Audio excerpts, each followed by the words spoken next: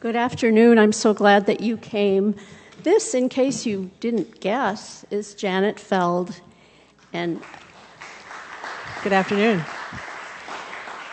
I'm so pleased to welcome her to our series as the first concert of our 40th anniversary series, which is quite wonderful. And I had nothing to do with the beginning of it. I was only 5 or 6 at the time.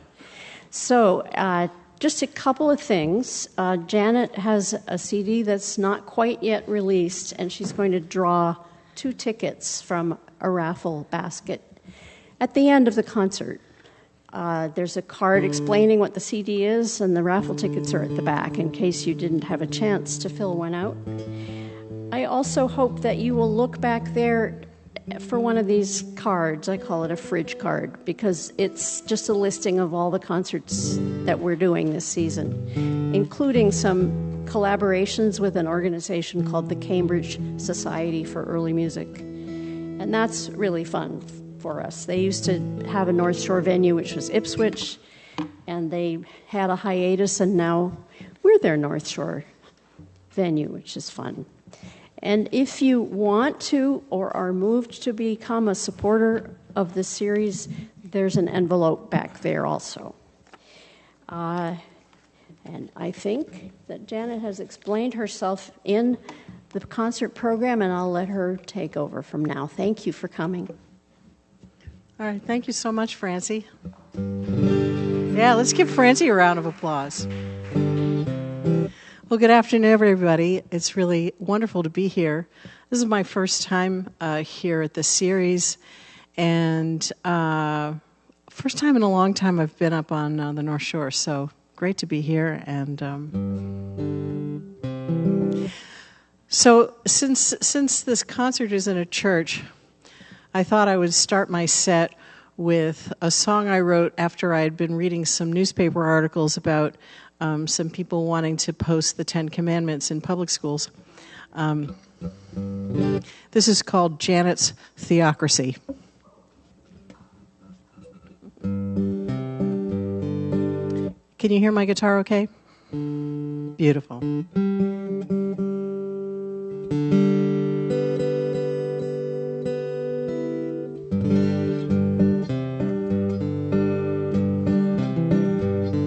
You know, I'd like to play it for you in tune. Hold on.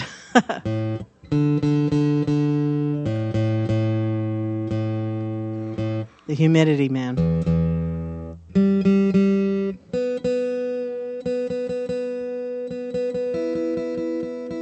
There we go.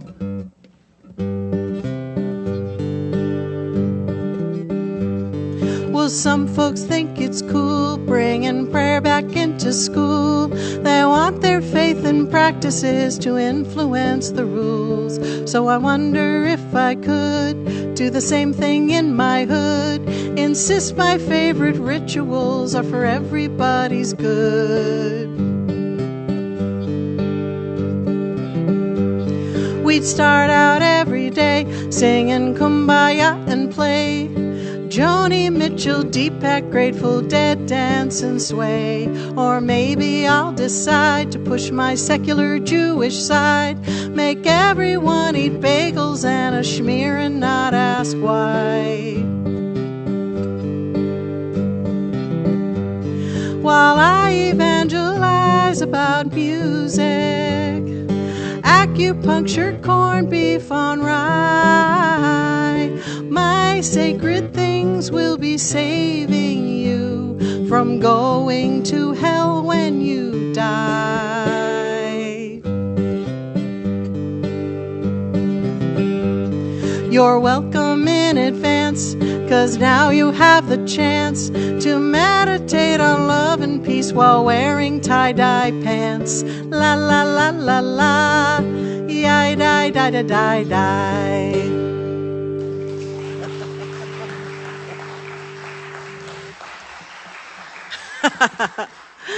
Thank you very much. I should say that that last little line was channeled by my father, may he rest in peace, so I really should have sung it like, yai die die die die die.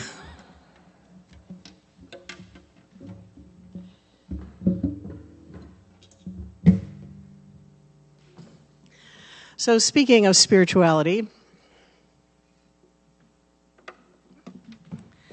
I meditate every morning for everyone's safety.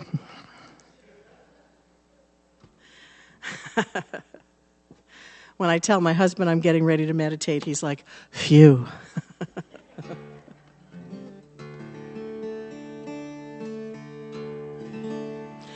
This song is called Spirit Animal. There's a little sing-along part at the end if you're up for it. Nice and simple.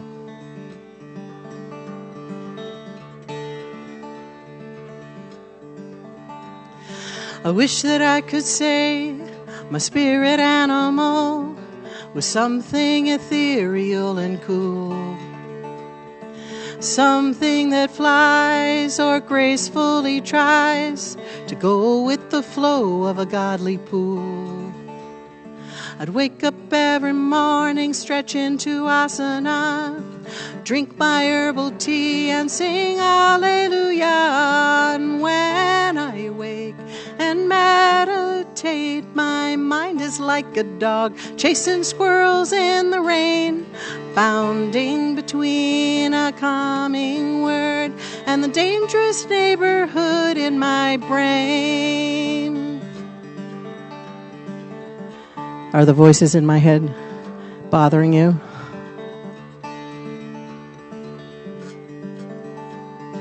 I wish that I could say my spirit animal was a leopard so comfortable and strong, easily prowling through thick jungle trees, knowing it's just where I belong. But truth be told, I just like to wear clothes that looks like they're fur from head to toe. But when I wake and meditate, my mind is like a dog chasing squirrels in the rain, bounding between a calming word and the dangerous neighborhood in my brain.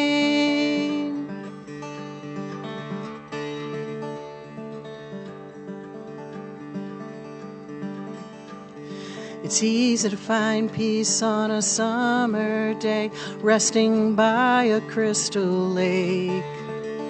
Not so much in the middle of a traffic jam, wondering how much more can I take.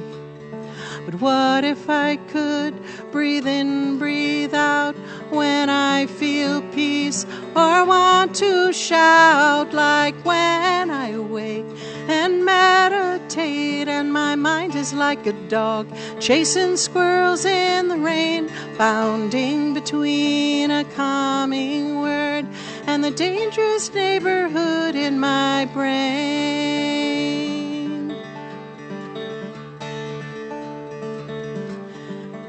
All right, here's the sing-along part. It goes like this. Om. Ready? 1, 2, 3, 4. Om.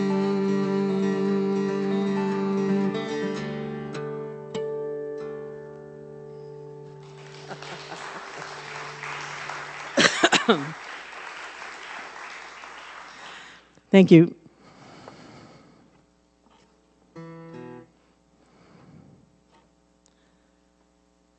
So that's one of my newer songs. But I want to play for you a song that's one of the oldest songs I've ever written. I wrote it about 30 years ago.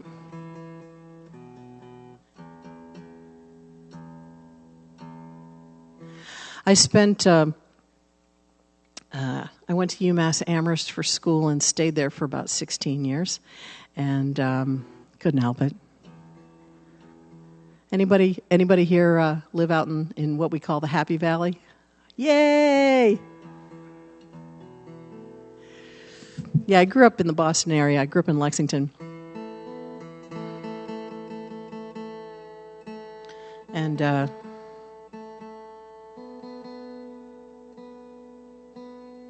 was such an oasis for me because I took about 18 months off between high school and college. And my gap almost 2 years, and was living in an apartment on Com Ave in Allston, and with way too many people, and typing triplicate invoices 40 hours a week. And that's the job that inspired me to go to college.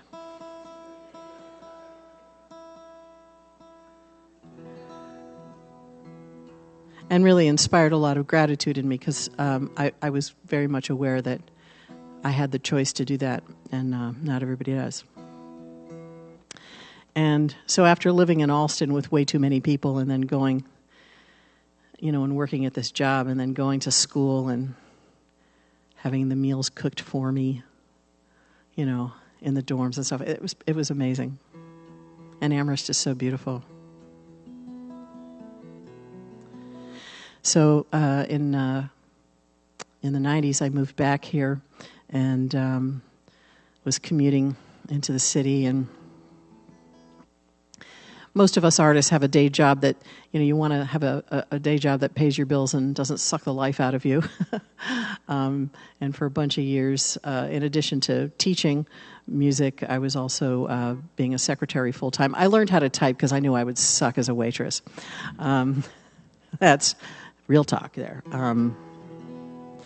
So this is a song that I wrote not too long after we moved back here and to the area. And this is called TikTok World.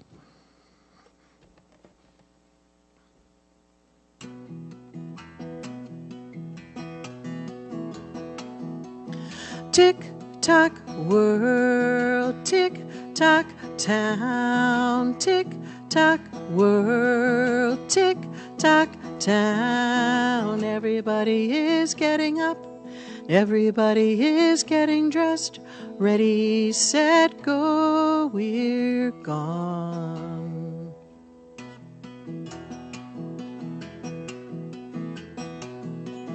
Tick-tock world, tick-tock town, tick-tock world, tick-tock town. Every day we buy our coffee at the French cafe that used to be a mom and pop store in simpler days.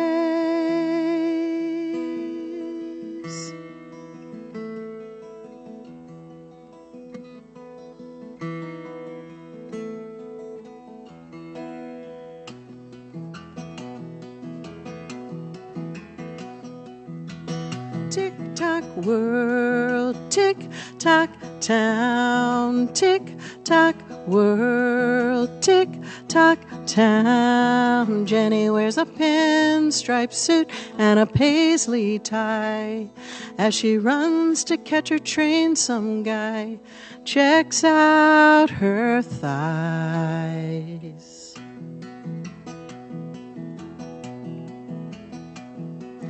Tick-tock world, tick-tock town, tick-tock world, tick-tock town. Johnny's late from work again, pours gin in a cup. His wife asks, will you see our kids sometime before they grow up?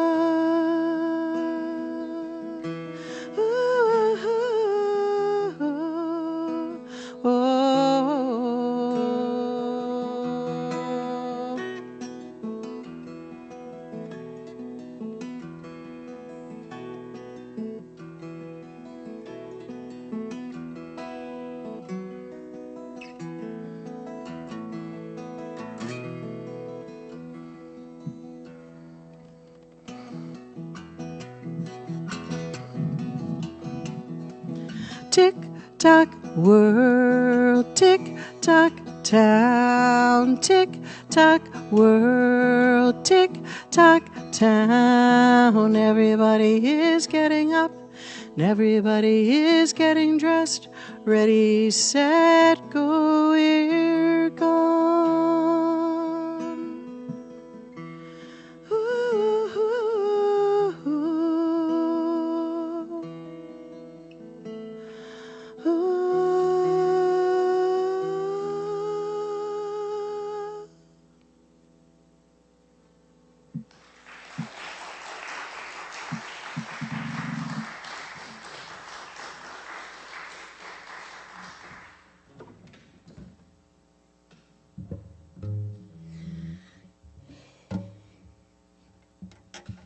So if you're wondering why I'm switching back and forth between two guitars, aside from the musician's addiction of being involved in the downward spiral of purchasing musical equipment, anyone else involved in this? Yeah, hello, you know. How many guitars is too many guitars? Is there such a thing? Actually, I live in Somerville, and for a bunch of years, back in the 90s, there was a music shop in Davis Square, and the guys that were who owned it, they told me that the reason they opened the shop was that they had both of their girlfriends were like, open a shop or we're leaving you. Get this stuff out of the house and start making some money with this stuff. So they did. That's love.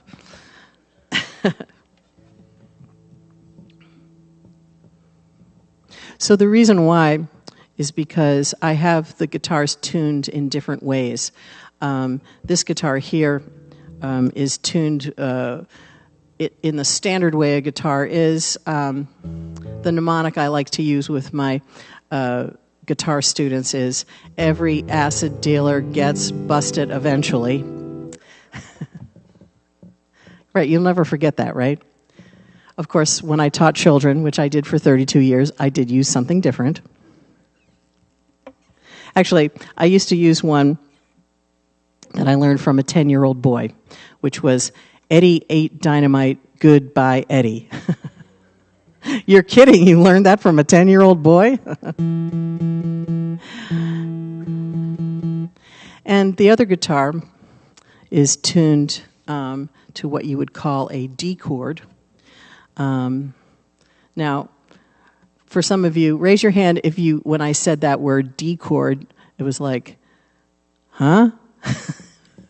Yeah, of course.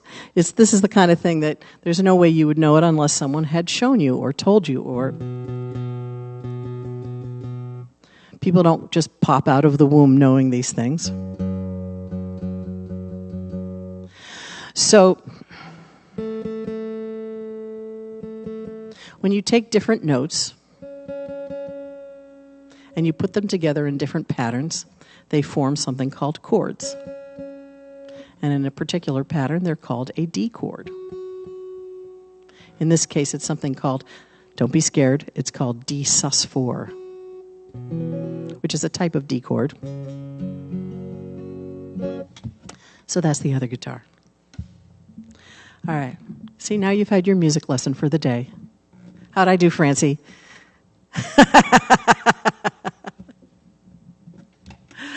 All right. So I just played you one of the oldest songs I ever wrote and still play. And I want to write you one of my newest songs, or I want to play for you, not write for you. I already did that. So last winter, I got involved in this 12-week program that my friend Carrie runs. Her name's Carrie Cooper, wonderful songwriter, originally from Texas. And she does this thing called Real People, Real Songs. And every week she gives you a one-word prompt, and you have a week to write a song, and then you have to record yourself on a video and turn it in and share it with the group. And it's also shared publicly on Facebook on another page. And so it was way, way out of my comfort zone. I don't usually write that way. And this is one of those, there's scary you should run away, and this was scary you should go there. I mean, really, the only people who are never scared are sociopaths, right? So the prompt for this particular week was voice. And just like with every other week, when the prompt would drop, my reaction would be something along the line of, what the hell am I going to write about that? And then I would devolve into my inner 15-year-old and be like, oh, that's a good word. Not. Because, it scared me. But this is what every week I surprised myself, And this is one of those nice surprises. This is called My Artist Life.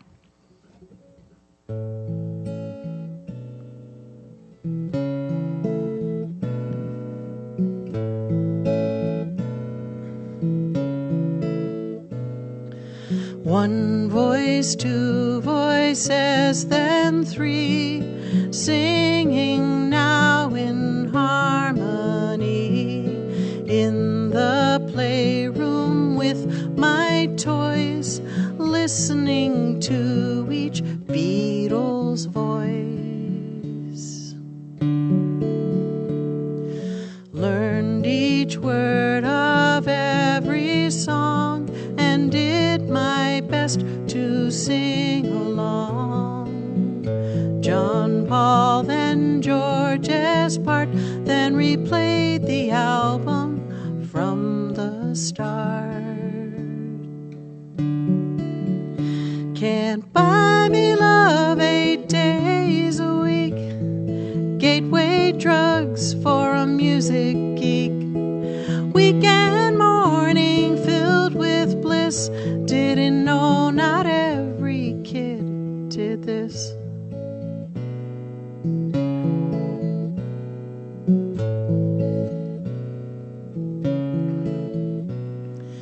"50-something years gone by, it's still my favorite way to fly, to find where my voice fits just right, moving through my artist life. Yeah, yeah, yeah, yeah."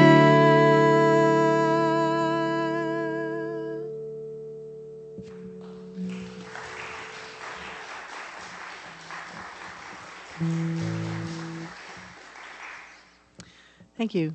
I'm very excited because I have a grandniece who's already doing this. She's 7, and I'm teaching her how to play the guitar. And this has been one of the joys of my life. For many, many years now, my artist day job has been teaching. So if you're wondering why I'm usually in a good mood, that's one of the reasons. And every week that she comes over for her lesson, I'm like, oh boy, I get to water that. And I stopped teaching children. I taught music to children, general music, to preschool through 8th graders for 32 years and loved it. And then I was like, okay, that's enough. And so in general, I don't teach kids anymore, but, you know, my grandniece, anytime. She gets the family discount. Free.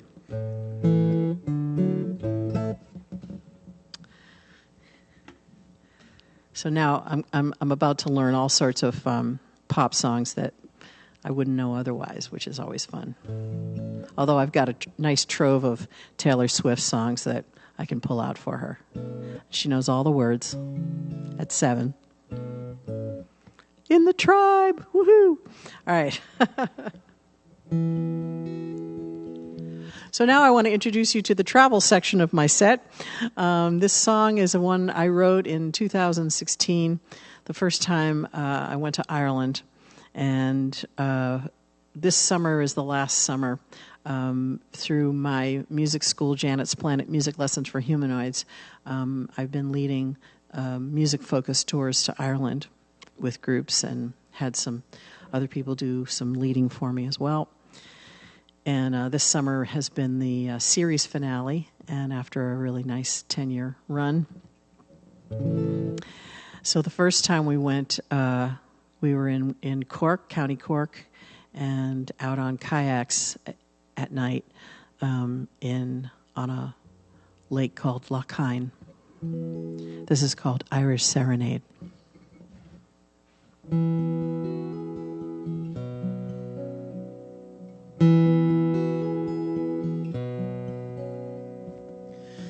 My oars touch the water.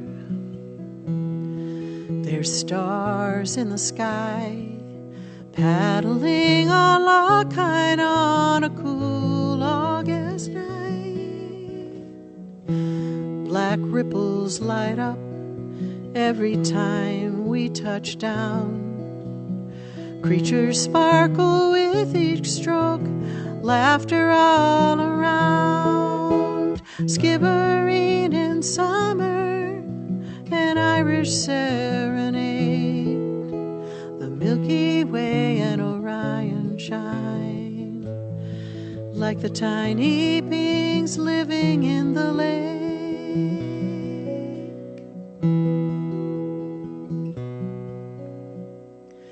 We glide to the other side. There's musicians waiting there with violins and guitars. They sing in the sweet air. It feels like fairies are tagging along, flying through the evening while the band plays a song. Skibbereen in summer, an Irish serenade. The Milky Way and Orion shine like the tiny beings living in the lake.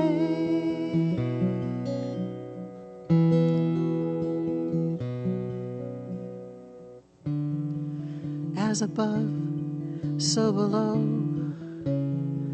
light and darkness dance. The boat glides faster, rowing slowly, like life that happens while we make other plans. My oars touch the water. There's stars in the sky, paddling a log kind on a cool August night. Skibbereen in summer, an Irish serenade. The Milky Way and Orion shine like the tiny beings living in the lake.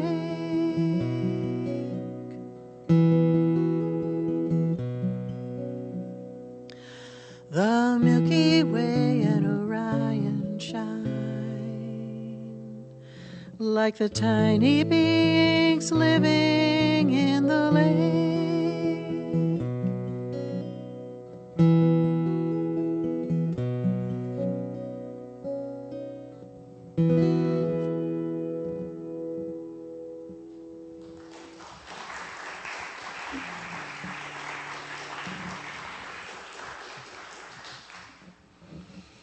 Thank you. So part 2 of the travel section. Okay, here's an awesome sentence. I was in Paris with my husband for our honeymoon. Good, right? Yeah. Actually, even just the phrase, I was in Paris, would, that would be a good sentence too, but even better. And it was my husband's first time, and he's a visual artist. And he got to see some original paintings that he had only seen prints of. And that was really worth the price of the plane tickets alone. And also because he studied art in school. There were things, as we were looking at some of these paintings together, he was able to describe all sorts of features of the painting that I wouldn't have known. So that was cool.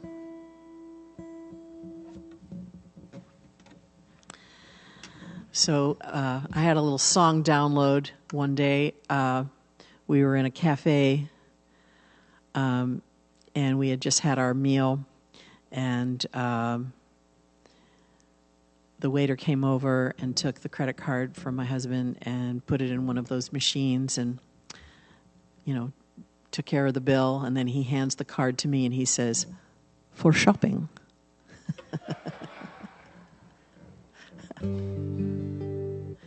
How cute is that? So after we'd paid for the meal, we actually lingered for a little while, and we'd already been in the city for a few days. And you never know when a song's going to download. And I got this one, and then this is when, well, in the old days I would have written stuff on a napkin, but, in this day and age of electronics, I just texted it to myself. This is called The Mona Lisa.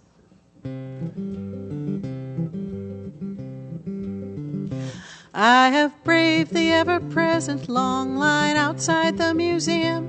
I have used my prepaid pass to get in faster than the rest. I go down the escalator by a pre-recorded tour, trying to see the Mona Lisa at the Louvre. I am climbing up the marble stairs that lead to the Italian Renaissance artists in a great hall. There are painted saints and saviors from the Middle Ages en route to the Mona Lisa at the Louvre. There are tourists who've been riding on big buses round the city. Now they're crowding with their selfie sticks toward the famous spot. I am pulled into their lane, rushing in the same direction to see the Mona Lisa at the Louvre. I am in her special room. I am finally going to see her, but there's literally 200 people in my way, holding up their smartphone cameras, pressing on the barricade, trying to see the Mona Lisa at the Louvre. I am in her special room. I already sang that verse. All right, here we go. Let me try that again. But even in this madness, she takes my breath away with her mysterious smile and her eyes that follow me. I take pictures while I can still breathe in the middle of this crowd. I have seen the Mona Lisa at the Louvre. I take pictures while I can still breathe in the middle of this crowd. I have seen the Mona Lisa at the Louvre.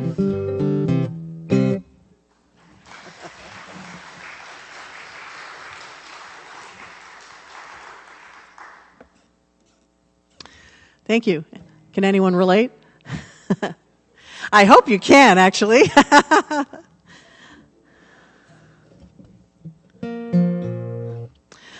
So, Francie was kind enough to mention that I'm doing a free raffle today. If you haven't had a chance to fill out a raffle ticket, please feel free to do so. At the end of the show, I'll draw a couple of tickets to give away CDs. One of the CDs that I'm giving away is one that's it won't be released until next week. So it's. So if you win the raffle and if you're filling out a raffle ticket and you're wanting to win the physical copy of the CD, then just put your address there so I can mail it to you. So this new album is called Kerrville Covers.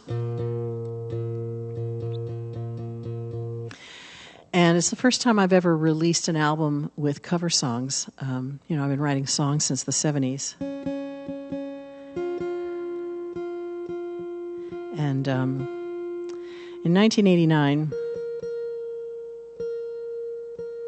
I traveled to Texas for the first time to attend the Kerrville Folk Festival. And until the July 4th floods happened there, most people really had never heard of Kerrville, Texas, outside of Texas. And all of the people that I know there are fine, thank God. Although one of my friends had her house flooded out and almost completely rebuilt. It's the first floor. Pretty amazing. It's an incredible community. I was scared, the first time I went. I'm thinking, what's a nice Jewish girl going to be doing a place like Texas? I didn't know. I just had these stereotypes in my head. I had no idea. But the Kerrville Folk Festival is one of the places in the folk community that really nurtures songwriters. And I went and I heard music performed on the stages by people I had never heard of before who were amazing. That was the first time I saw Lyle Lovett. A lot of people didn't, he wasn't huge famous yet, just about to be. And there were a bunch of others. And there's lots of artists who don't ever tour up here in the Northeast, who are incredible. And so I was blown away by what I was hearing on the stage. But then you go back into where people are camping, and there's these song circles, and we sit in these song circles, and we get to share our original songs with each other. And sometimes people are just giving you their full attention, and sometimes people add on a harmony if they're moved to, or somebody plays a little solo for you. And it becomes this incredible musical conversation. And the first year, not unlike many people who go to Kerrville for the first time, when I came home, I had this feeling like, I have returned from the mountain,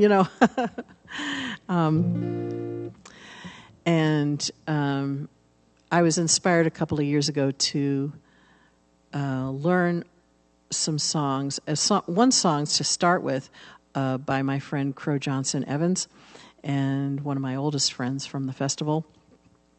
And then I thought, boy, wouldn't it be fun to learn a bunch of songs by my friends and then record an album? And these days, with the technology, you just need the software on your computer and a good microphone. Although with the microphones being so good on our phones, you can record a whole album on your phone these days. It's pretty amazing. So I did. And it's called Kerrville Covers. And it's really a love letter to my dear friends. And I want to do one of the songs now. This next song is written by my friend Annie Gallup. If you ever have a chance, she doesn't perform out much anymore, but if you have a chance to hear her, see her run, do not walk. She's incredible. She wrote the song. She wrote the song in the 90s, and it was inspired when she was really missing someone that she knew she would never see again. And this is called The Truth About Disguise.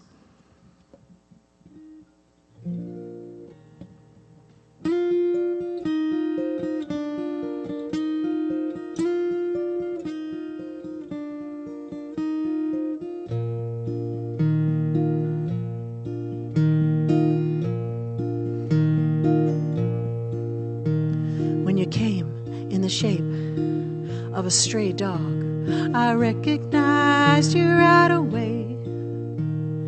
And I let you in, gave you a blanket to lie on by the stove, and I told you stay.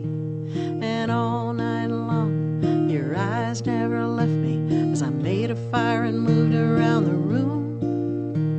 It was the same sweet attention I remember from you. And in the morning when you winked into the perfect silhouette of a black robe in a blue sky, I longed to follow and learn from you the truth about disguise. Oh, the truth.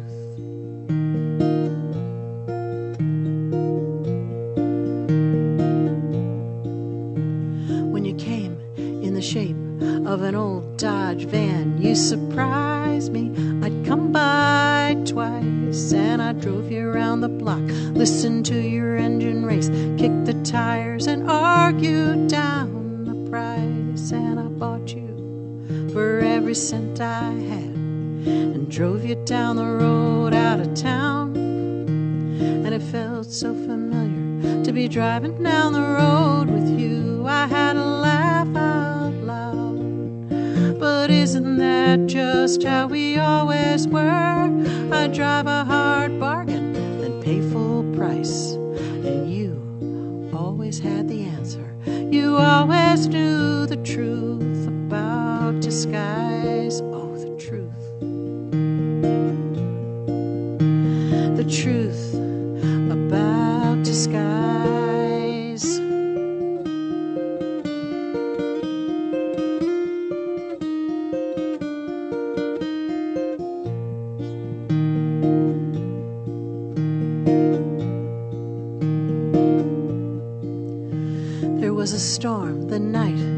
tapped at my window with your long bare branches till I woke in the dark and said, that was just a dream, but I threw my windows wide and aspen leaves came blowing in like cutout paper hearts.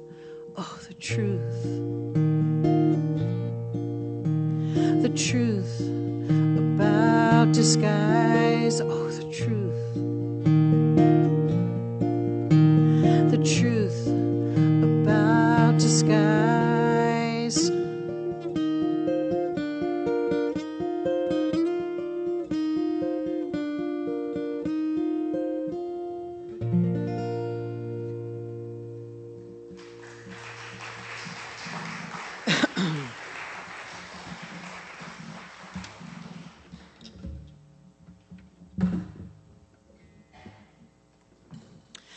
So this next song is also from Kerrville Covers, and it was written by Tom Kimmel and the late great Tom Prasada Rao, and they were touring together in Houston, Texas, and it was after a concert, and they ended up having an interaction with a homeless man who called himself the Can Man because he was collecting cans and getting cash for them. And the interaction they had with him really ended up being very moving for them both. And they went back to where they were staying in Houston and wrote this song called See Myself in You.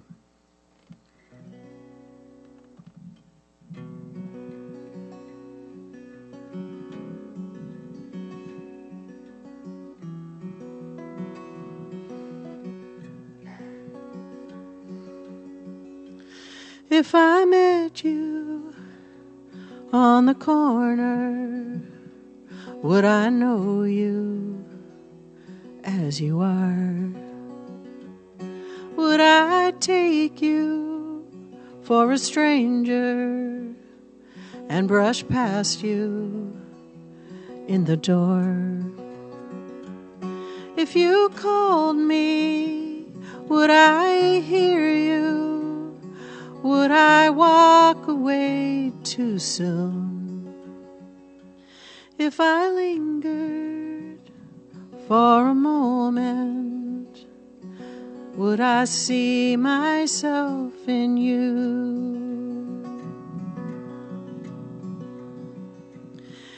If I fought you as a soldier, if I had you in my sight,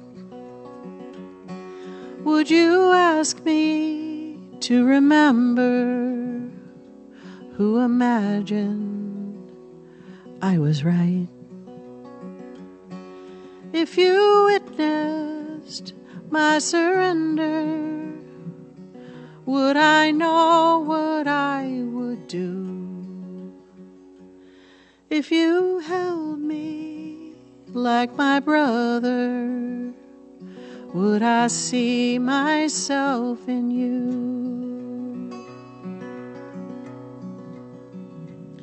Well, I dreamed my end was near. I was almost gone.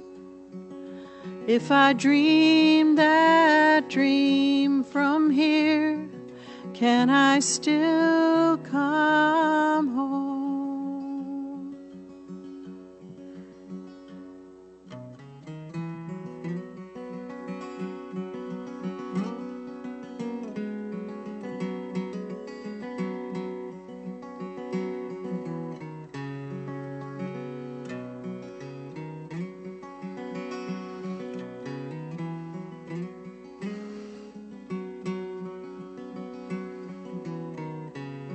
If you called me, would I hear you? Would I know what I would do? If you held me like my lover, would I see myself in you. If you held me like my mother, would I see myself in you?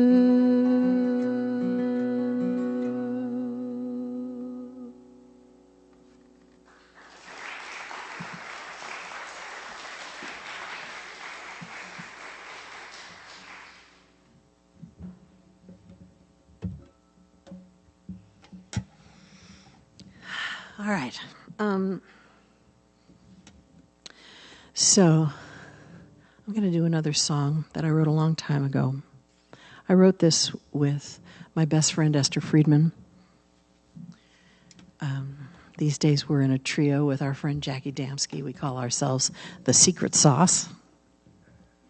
I'm a first-generation American. My father and his immediate family were all refugees of Hitler. And Esther helped me write this song about just one small part of their story and how my grandmother, her name was Rosalie, we called her Oma, which is the German word for grandma.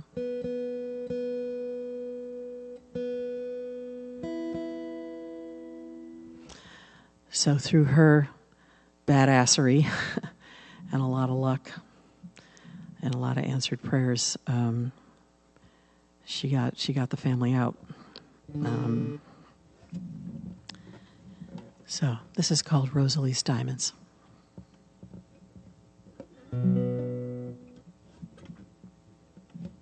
There's a lot of reasons why I thank God for Esther in my life, but one of them is that writing a song like this was just really too big to do by myself. So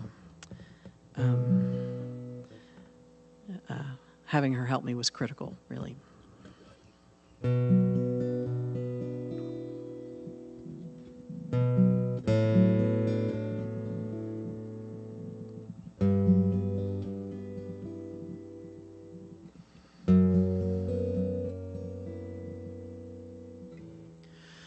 People say diamonds are a girl's best friend. If they only knew the story of the one on my hand. It traveled many miles across the sea, sewn inside a quilt by my grandma Rosalie.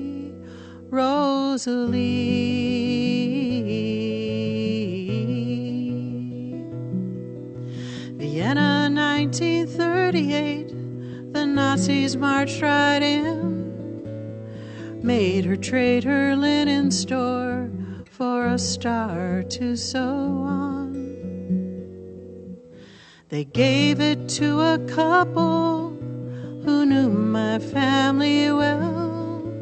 They paid her in diamonds and promised not to tell on Rosalie.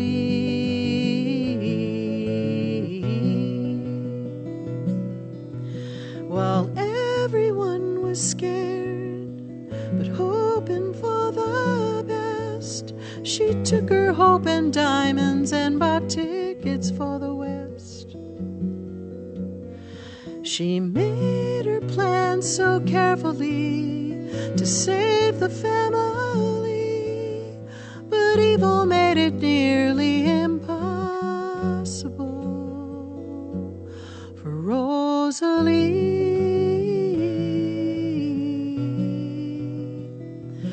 Rosalie.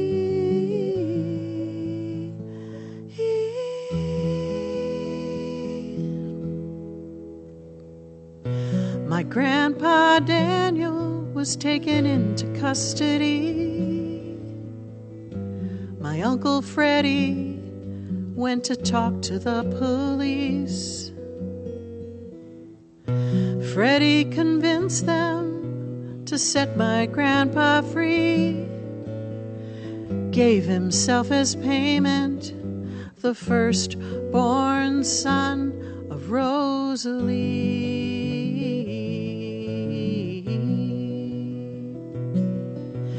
Freddie went to Dachau, was beaten till he bled. Rosalie refused to leave her son for dead.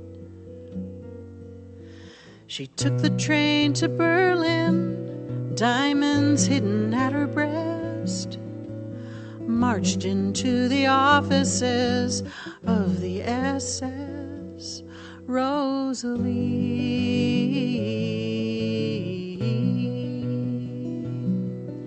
She spilled some diamonds on the desk and said, "I want my son." The officer promised her he'd see what could be done. She waved a ship ticket and a visa in his face to prove she could get Freddie out of this place. Rosalie.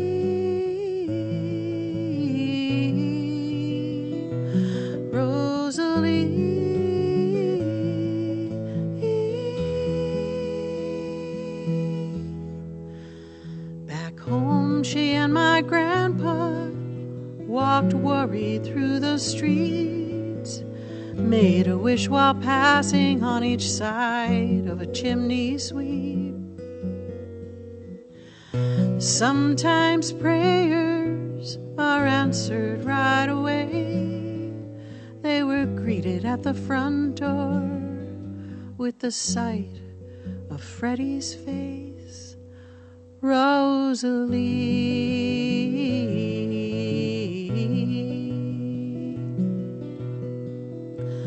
People say diamonds are a girl's best friend, and now you know the story of the one on my hand. It traveled many miles across the sea,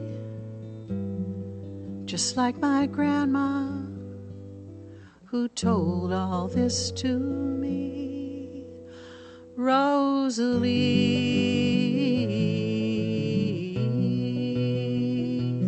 Rosalie.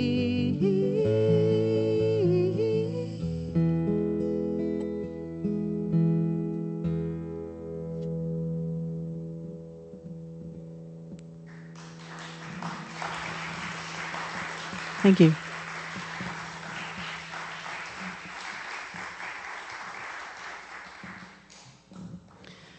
Thanks.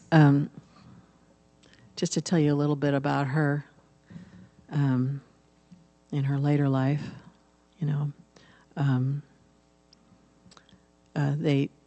my grandparents immigrated to New York, and my dad and his siblings as well, and they ended up opening a store eventually in New York, and were able to pull it back together. It took a lot of years, but they built a really great life here, and my dad met my mom a few years after he had immigrated here, and raised a family, and so. I think the song is just part of the proof that Hitler failed. She was also, as you can imagine, the kind of chutzpah that it would take to do all the things she did. It also meant that she was a very intense person. And back in the 80s, in case you're wondering about my hippie credentials, I lived in a teepee on a communal farm in Western Mass for a few years. And my family, including Oma, came out to visit me there. And she saw the teepee, and she said to me, the Indians in Boston, they own a big warehouse. And every week they have bingo games with big prizes. $500, $1,000, not to believe. And you live like this? She turns to my dad. She says, my granddaughter, she's living like a gypsy.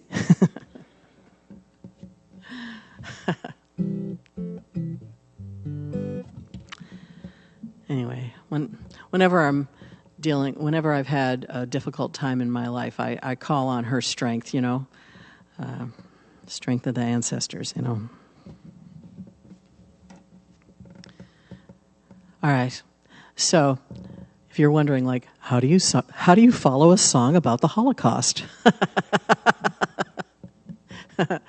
Sometimes when I do concerts with other people and we're doing in the round, I'll have to, if I'm planning to do this song, I'll talk to the person who's going after me first, like, are you okay with this? It's not a good thing to surprise someone with. Guess what you're going to have to follow?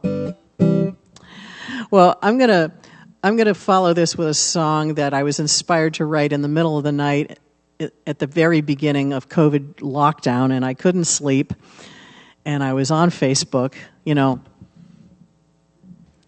right? And my friend Tom Kimmel, who was one of the co-writers of See Myself and You, he had posted a photograph of his car dashboard with a plastic Buddha on it, drinking a cup of coffee and talking on the telephone. And I typed in the comments, who's the Buddha talking to? And got this little download in the middle of the night.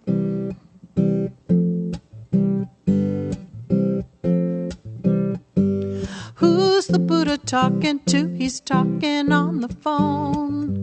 Who's the Buddha talking to? He's talking on the phone. Jesus, Moses, Joan of Arc, and Muhammad too could be sharing deepest thoughts with him this afternoon. Could be Lao Tzu talking all about the Tao Te Ching, or Lilith on the stars and the phases of the moon. Oh, who's the Buddha talking to? He's talking on the phone. Who's the Buddha talking to? He's talking on the phone. Throughout time, when the prophets were called to lead, they took a leap of faith with no guarantees. Every time, every one of them questioned the divine, then chose to show us how to walk in love and peace. So who's the Buddha talking to? He's talking on the phone. Who's the Buddha talking to? He's talking on the phone. So everyone is worthy to heal someone in need. Every day it can be you who gets to plant the seed. An act of kindness seems so small but is bigger than the sea when someone pays it forward and it ripples endlessly, ripples endlessly, ripples endlessly. Oh, who's the Buddha talking to? He could be talking to you. Who's the Buddha talking to? He could be talking to you. Who's the Buddha talking to? He could be talking to you. Who's the Buddha talking to? He could be talking to you. Could be talking to you. Could be talking to you.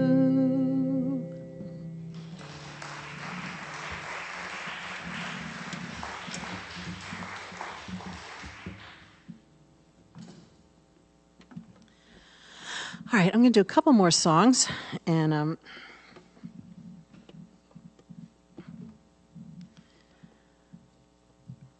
then we'll do the raffle.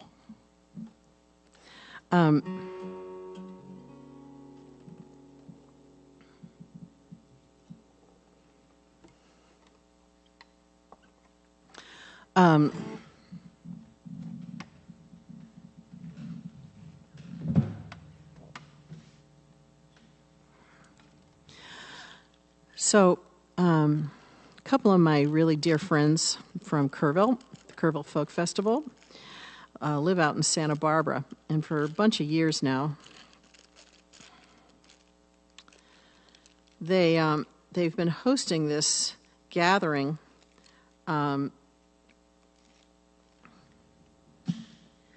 where a whole bunch of us musicians get together and camp under the redwood trees in Big Sur. We hang out and make meals together and play music and just continue that musical conversation for a few days. And one year, I had the chance to write a song with my friend Lauren Solon. He had actually never written a song before, so that was fun.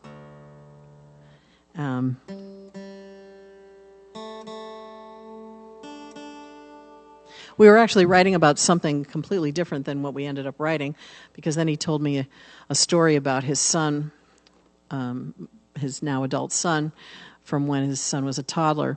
And as soon as he told me the story, I was like, Lauren, I think that's the song we're supposed to write about. So here it is. This is called Real Again. And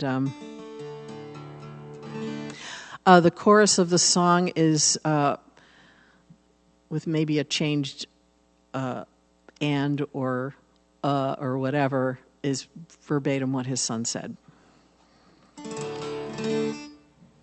And thanks also to his wife, Linda, who helped us out of second verse hell.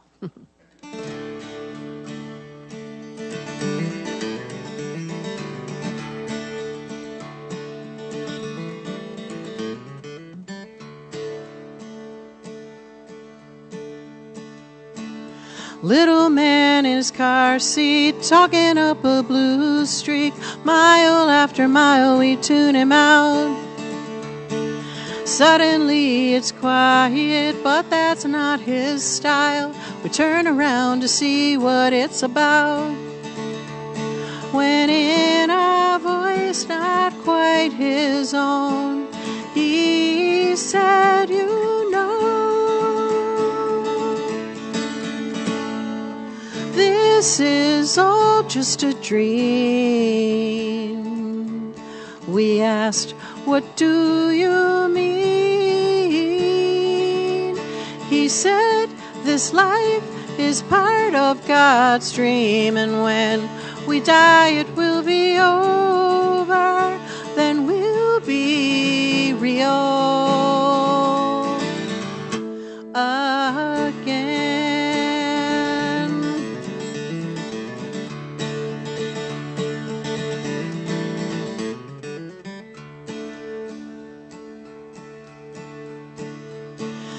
Little man in his car seat, talking up a blue streak. His mom and I are speechless for a while.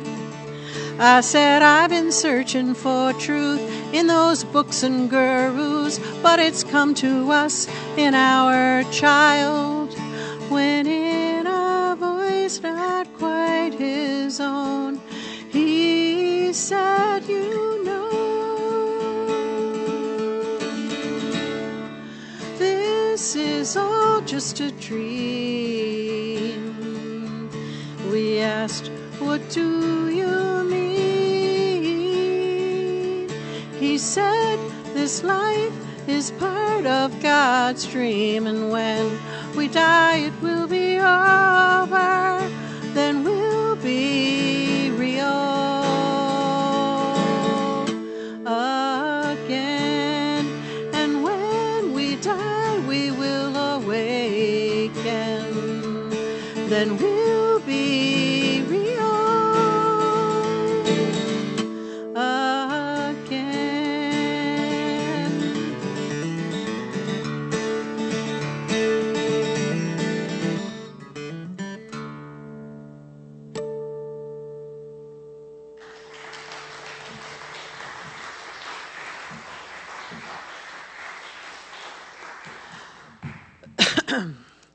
Well, I can do one more song.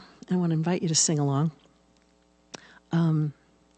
If you're someone who feels self-conscious about singing in front of other people, I have 2 words for you.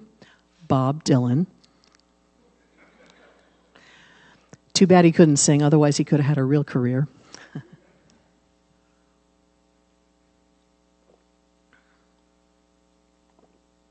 to thank Francie for inviting me to come today. Can we give Francie a big round of applause? Because, yeah.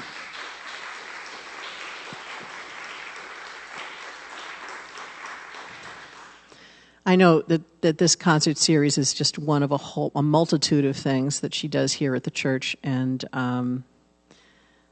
so, yeah, let's hear it for her badassery. Yeah. And thank you all so much for coming this afternoon.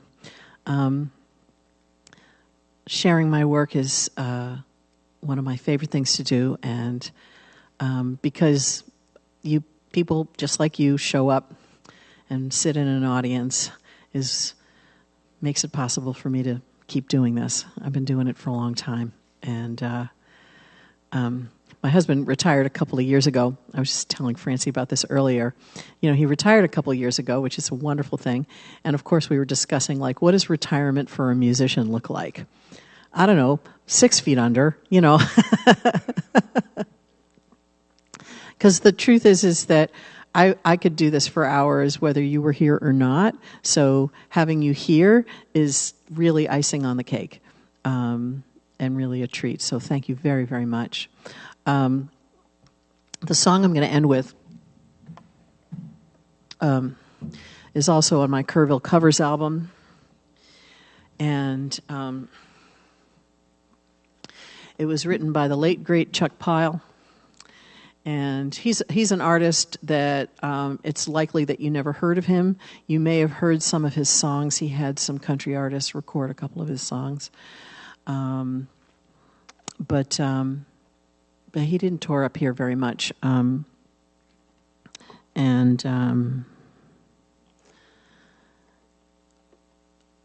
My friend Bernice Lewis, when I met Bernice the first year I went to the Kerrville Folk Festival.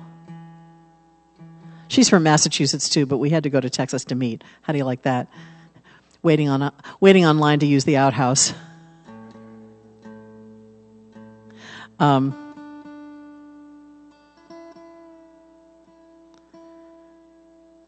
First thing she said to me about Chuck was like, yeah, one of my favorite places in the world is sitting near the sound hole of his guitar. Nobody played guitar like him. He was so good.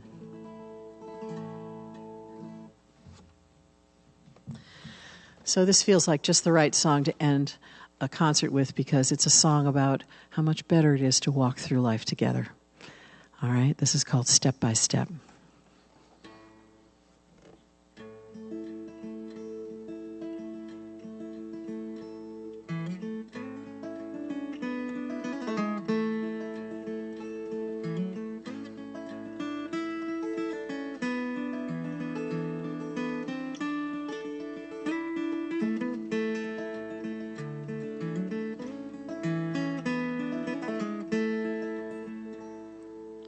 There's an old ancient saying in the wind, one must only take the first step to begin. You're on your way, then you've done the hardest part. Now make your journey with a generous heart. Step by step, side by side, hand in hand, this old world's a better ride. Step by step, side by side, take a little step with your neighbor, side by side. Let's give that a try. Step by step, side by side, hand in hand, this old world's a better ride. Here we go. 2, 3, step by step, side by side, hand in hand, this old world's a better ride. Step by step, side by side, step by step, side by side. Take a little step with your neighbor, side by side. Take a little step with your neighbor, side by side. Nice. Oh, we've stumbled and we've broken our stride, wearing old worn-out boots of foolish pride. We're gonna put on our brand new running shoes to run a race in which no one can really lose. step by step, side by side, hand in hand, this old world's a better ride. Step by step, side by side, take a little step with your neighbor, side by side. If you see me falling down and you stop to lend a hand, what goes around comes round and around and around.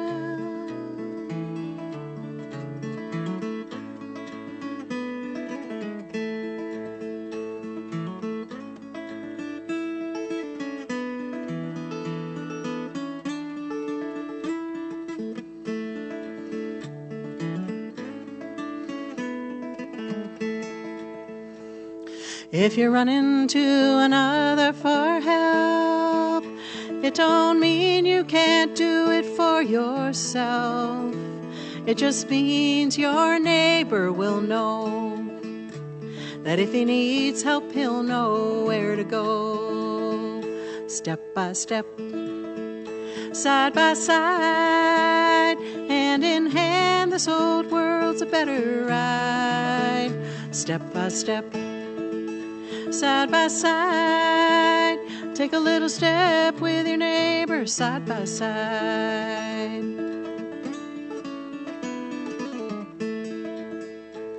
If we understand the heart's the one true power, and nothing that we see is really ours. From a satellite we all look like one. I think this world's time may finally have come. Step by step, side by side, hand in hand, this old world's a better ride. Step by step, side by side, take a little step with your neighbor, side by side. Take a little step with your neighbor, step with your neighbor, step with your neighbor, side by side.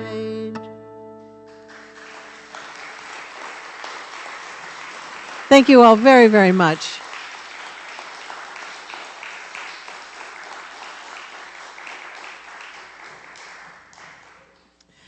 All right. Francie's going to bring me those raffle tickets. Last chance. I'm going to pick 2, I think. Oh, and you've got that beautiful box. Look at that. Oops. Oh, you dropped some. Oh, those are empty? Those are extra. That's empty. Okay, I'll close this box. So whoever wins the raffle, please help yourself to whatever CDs I've got on the table. Take 1, take 3. Help yourself. All right. And if you want a copy of the one that'll be out on the 14th, I'll just need your address if you want the physical copy.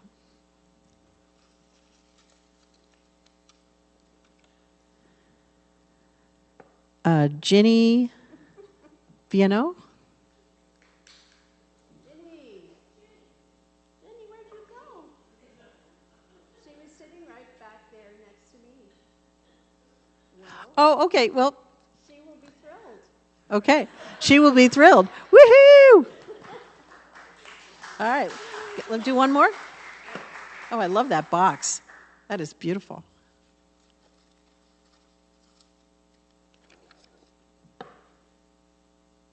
John Lasoya.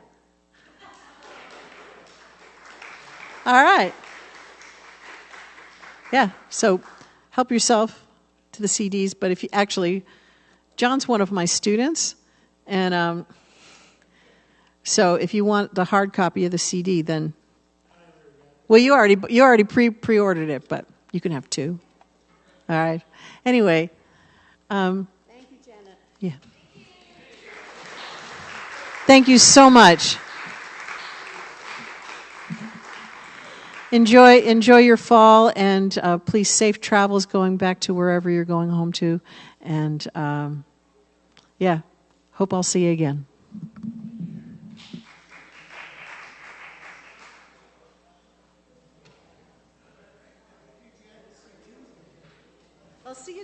birthday. That's right, so I'll see you at my house, and then I'll see you at Passim. 5:45.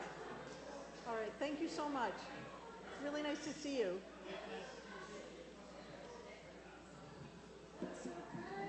Thank you. Oh, thank you so much for coming. I'm sorry about dinner. That's okay. Do it another time. Hi.